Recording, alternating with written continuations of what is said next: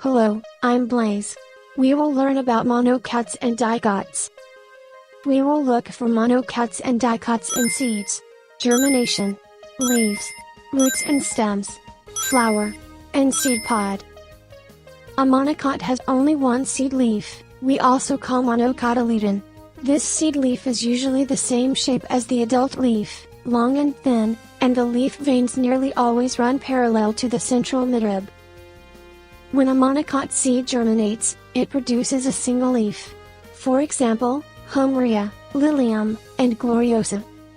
In leaves, the leaves of monocots are often long and narrow, with their veins in straight lines up and down the leaf. The veins in the leaves can run from the center to the edge, parallel to one another, like Washingtonia, Clivia, and Canna. The stems of monocots are usually unbranched and fleshy. They do not grow thicker from year to year, like sheath. The flower of monocots, consisting of sepals, making it look as if the flower has 6 petals.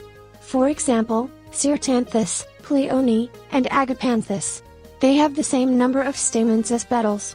The seed pods or fruits of monocots usually have 3 parts, namely iris, anthericium, and hedychium. They are often large and fleshy. Dicot, on the other hand, which has 2 cotyledons. The seed leaves are usually rounded and fat, because they are the 2 halves of the seed.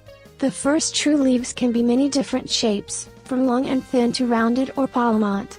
Most trees and shrubs and many garden annuals and perennials are dicots, and there are many more species of dicots than there are monocots. When a dicot germinates, it produces 2 seed leaves. For example, Orangium, Sanguisorba, and Clodanthus. They are usually fatter than the true leaves.